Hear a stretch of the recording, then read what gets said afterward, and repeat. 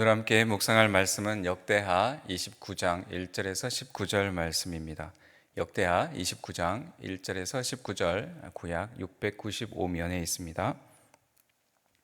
히스기야가 왕 위에 오를 때 나이가 25세라. 예루살렘에서 29년 동안 다스리니라. 그의 어머니의 이름은 아비야요 스가랴의 딸이더라. 히스기야가 그의 조상 다윗의 모든 행실과 같이 여호와 보시기에 정직하게 행하여 첫째 해 첫째 달에 여호와의 전 문들을 열고 수리하고 제사장들과 레위 사람들을 동쪽 광장에 모으고 그들에게 이르되, 레위 사람들아, 내 말을 들으라. 이제 너희는 성결하게 하고 또 너희 조상들의 하나님 여호와의 전을 성결하게 하여 그 더러운 것을 성소에서 없애라. 우리 조상들이 범죄하여 우리 하나님 여호와 보시기에 악을 행하여 하나님을 버리고 얼굴을 돌려 여호와의 성소를 등지고 또 낭실 문을 닫으며 등불을 끄고 성소에서 분향하지 아니하며 이스라엘의 하나님께 번제를 드리지 아니하므로 여호와께서 유다와 예루살렘에 진노하시고 내버리사 두려움과 놀람과 비웃음거리가 되게 하신 것을 너희가 똑똑히 보는 바라. 이로 말미암아 우리의 조상들이 칼에 엎드러지며 우리의 자녀와 아내들이 사로잡혔느니라. 이제 이스라엘의 하나님 여호와와 더불어 언약을 세워 그 맹렬한 노를 우리에게서 떠나게 할 마음이 내게 있노니, 내 아들들아, 이제는 게으르지 말라. 여호와께서 이미 너희를 택하사 그 앞에 서서 수종들어 그를 섬기며 분향하게 하셨느니라. 이에 레위 사람들이 일어나니 곧 그핫의 자손 중 아마스의 아들 마핫과 아사랴의 아들 요엘과 머라리의 자손 중 압디의 아들 기스와 여할렐렐의 아들 아사랴와 게르손 사람 중 심마의 아들 요아와 요아의 아들 에덴과 엘리사반의 자손 중 시므리와 여우엘과 아삽의 자손 중 스가랴와 마따냐와 헤만의 자손 중 여후엘과 시므이와 여두둔의 자손 중 스마야와 우시엘이라.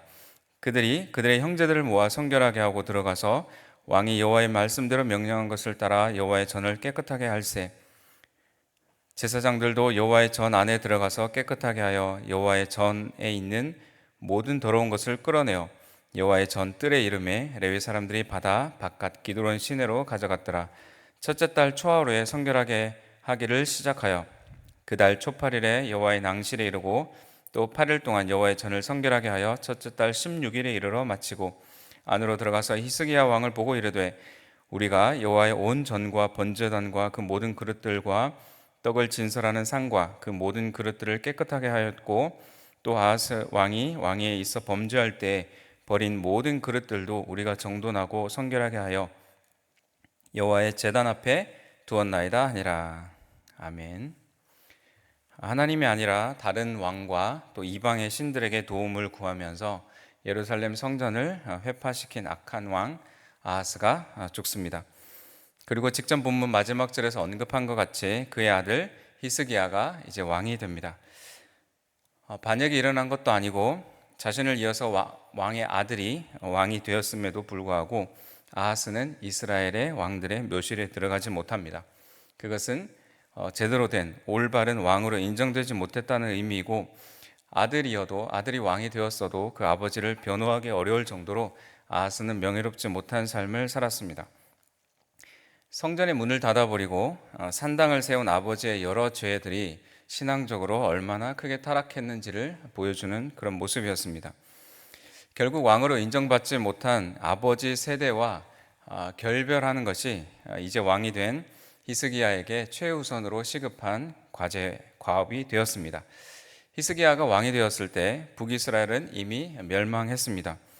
유다도 또 그런 패망의 길을 걸어가지 않으려면 히스기야에게는 개혁, 특별히 성전을 중심으로 성전을 정화하는 그 개혁이 시급했습니다. 히스기야가 어떻게 개혁을 통해서 회복을 했는지 오늘 본문을 통해서 살펴보겠습니다. 오늘 본문을 세 부분으로 나눌 수 있는데, 첫 번째는 히스기야의 통치에 대해서, 또 3절에서 11절은 성전 정화의 필요성에 대해서, 12절에서 19절 마지막 부분은 정화된 성전에 대해서 말씀하고 있습니다. 히스기야의 개인적인 신앙의 모습이나 하나님께 받은 은혜와 같은 그런 주제를 다루기보다는 오늘 본문에서는 그가 신앙의 회복을 위해서 얼마나, 특별히 예배의 회복을 위해서 얼마나 힘을 쏟았는가를 살펴볼 수 있습니다. 먼저 첫 번째로 히스기야의 통치에 대해서 살펴봅니다. 히스기야는 유다의 13번째 왕이 됩니다. 많은 왕들이 등장하고 우리가 듣지만 다 기억하지 못하는데 히스기야 왕은 우리에게 익숙한 왕입니다. 성경에서 많은 분량으로 다루기도 하고 또 우리에게 익숙한 스토리가 있는데 아수르의 사네립이 침공했을 때 기도를 통해서 하나님이 사자를 보내셔서 18만 5천의 군사를 무찌르는 그런 일들이 있기도 하고, 중병에 걸려서 이제 죽음의 소식을 들었을 때 기도를 통해서 15년의 생명이 연장되었던 그런 왕이 히스기야 왕입니다. 그래서 오늘은 좀 다른 모습으로 다른 면으로 접근하고 있는데 1절에 보면 히스기야가 왕위에 오를 때 나이가 25세라 예루살렘에서 29년 동안 다스리니라. 그의 어머니의 이름은 아비하여 스가랴의 딸이더라. 25세의 나이에 왕이 되어서 거의 30년 가량을 다스립니다. 이때가 즉위할 때가 주전 715년입니다. 열왕기하와 비교해 볼 때 히스기야는 왕이 되기 전에 아하스와 공동으로 통치를 한 것으로 보입니다. 예를 들면 아들을 미리 왕으로 세워놓고 일정 기간 함께 다스리면서 후계자를 세우는 그런 과정이죠. 그러나 아들 히스기야는 그 아버지 아하스와 다른 길을 걸어갑니다. 아하스가 죽고 이제는 홀로 통치하게 된 그때부터는 개혁이 시작됩니다. 2절에 히스기야를 이렇게 평가합니다. 히스기야가 그의 조상 다윗의 모든 행실과 같이 여호와 보시기에 정직하게 행하여. 히스기야는 비록 악한 아버지의 뒤를 이었지만 그 당시 활동했던 이사야 선지자라든지 그런 선지자들을 통해서 좋은 영향을 받으면서 여호와 보시기에 정직한 길을 걸어갔습니다. 자, 두 번째 파트는 3절에서 11절인데 성전 정화의 필요성에 대해서 히스기야가 이야기합니다. 히스기야의 개혁은 어떻게 보면 미리 철저히 준비된 것처럼 마음의 준비를 하고 있었던 것으로 보입니다. 3절에 보면 첫째 해, 첫째 달에 여호와의 전 문들을 열고, 닫혔던 문을 이제 열고 수리하고, 공동으로 다스리던 그 시기를 끝내고 단독으로 이제 통치하게 되자마자 늦추지 않고 첫 달부터 성전을 보수합니다. 아버지 아하스가 닫았던 성전 문을 다시 열고 수리를 합니다. 이것은 단순히 건물만 보수하는 것이 아니라 다시 예배가 회복되는 것을 의미합니다.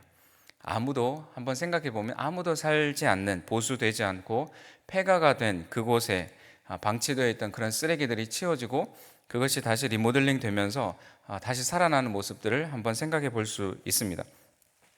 어두웠던 예루살렘의 우울한 모습들이 밝아지는 그런 느낌을 받을 수 있습니다. 그러나 성전 정화는 혼자서 할 수 있는 일이 아니기 때문에 4절에 보면 제사장들과 레위 사람들을 동쪽 광장에 모읍니다. 그리고 성전을 깨끗하게 해야 될 이유에 대해서 강조를 합니다. 먼저는 5절에 섬길 사람들이 먼저 스스로 성결하게 되도록 요구를 합니다. 그들에게 이르되 레위 사람들아 내 말을 들으라. 이제 너희는 성결하게 하고 또 너희 조상들의 하나님 여호와의 전을 성결하게 하여 그 더러운 것을 성소에서 없애라. 유다와 예루살렘이 비웃음거리가 되고 죽임을 당하고 사로잡히게 된 이유를 히스기야는 이렇게 진단을 합니다. 이유가 뭐였냐? 6절에 우리 조상들이 범죄하여 우리 하나님 보시기에 악을 행하여 하나님을 버리고 얼굴을 돌려 여호와의 성소를 등지고, 7절에 또 낭실문을 닫으며 등불을 끄고 성소에서 분향하지 아니하며 이스라엘의 하나님께 번제를 드리지 아니하므로. 하나님 보시기에 악을 행하고 복을 받기를 기대할 수는 없는 일입니다. 우리가 다른 사람의 어떤 결과를 보고 원인을 분석하는 것은 우리 눈에 왜 그렇게 잘 보이는지 모르겠습니다. 그러나 자신의 결과를 가지고 그 원인이 무엇이었는지를 분석하는 것은 참 어려운 일입니다. 왜냐하면 자신을 객관적으로 깊이 제대로 성찰하는 것은 자기에게 아주 괴로운 일이기 때문입니다. 그래서 남의 눈에는 뻔히 이유가 보이는데도 불구하고 자신만 알지 못하는 그런 상황을 우리가 보게 되는 것이죠. 다시 말하면 다른 사람을 평가하기는 쉬운데 자신을 정확하게 평가하는 것은 어렵다라는 말입니다. 그러나 히스기야는 6, 7절에 읽었듯이 우리가 이렇게 된 이유가 무엇인지 그 원인을 정확히 찾아냅니다. 어떻게 보면 그 답은 너무나 당연한 답이지만, 그러나 그것을 히스기야가 또 백성들이 그 상황 안에서 스스로 답을 찾아내는 것은 그렇게 쉬운 일은 아니었습니다. 자, 이제 원인을 분석했으니 성전 정화를 통해서 하나님께로 돌아가자고 촉구를 하고 있습니다. 11절에 내 아들들아 이제는 게으르지 말라. 여호와께서 이미 너희를 택하사 그 앞에 서서 수종들어 그를 섬기며 분향하게 하셨느니라.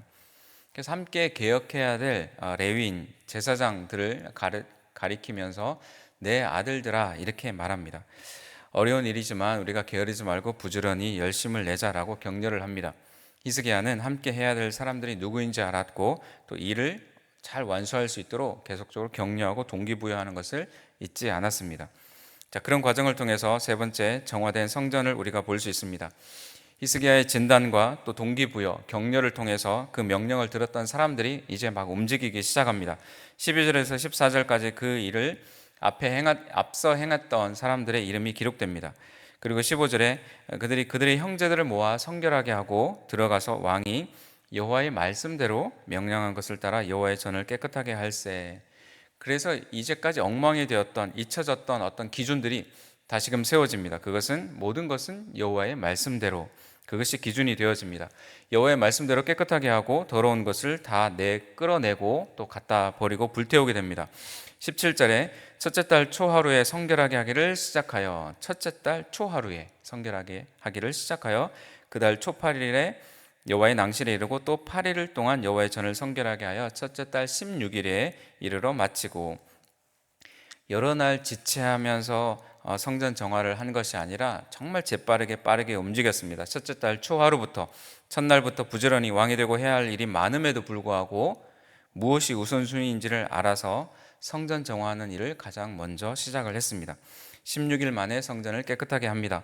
제사장들과 레위인이 일어나서 함께 이 일을 하면서 그들의 결단과 순종의 모습도 살펴볼 수 있습니다. 그리고 이제 마지막으로 왕에게 그 결과를 보고합니다. 18절에 안으로 들어가서 히스기야 왕을 보고 이르되 우리가 여호와의 온 전과 번제단과 그 모든 그릇들과 떡을 진설하는 상과 그 모든 그릇들을 깨끗하게 하였고 또 아하스 왕위에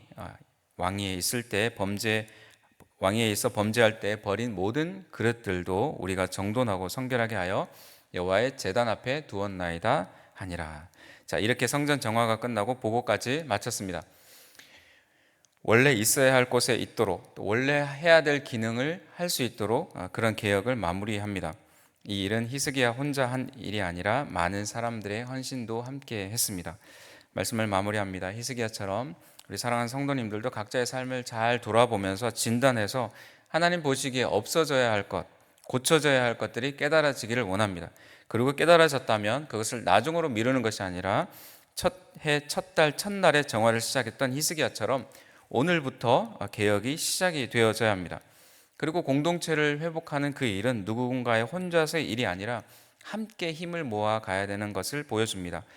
우리가 누군가를 평가할 때 개인의 삶의 업적을 놓고 평가할 수도 있지만 교회를 위해서, 공동체를 위해서 무엇을 헌신했는가도 중요한 평가가 되어집니다. 교회가 바르게 회복되어지는 것이 세상을 바르게 회복되어지게 하는 첫 걸음임을 우리가 기억하면서 함께 건강하고 아름답게 하나님이 기뻐하시는 교회를 세워가도록 먼저는 우리 자신부터 성결하게 하고 또 예배 공동체를 세워가는 우리 귀한 성도님들 되시기를 축복합니다. 사랑하는 하나님 아버지, 세상의 기준이 아니라 하나님의 뜻대로 잘못된 것을 고쳐가며 또 개혁이 어려운 것이지만 상황을 직시하고 사람들과 함께 성전을 정화했던 히스기야처럼 우리도 자신을 성찰하고 예배를 방해하는 자가 아니라 예배를 바르게 세워가는 데 힘쓰는 자들이 되게 하여 주옵소서. 우리 삶의 더러운 것과 썩어져가는 것을 버릴 수 있는 용기를 주시고 깨끗하게 정화된 삶을 바라보고 나아가게 하여 주옵소서. 예수님의 이름으로 기도합니다. 아멘.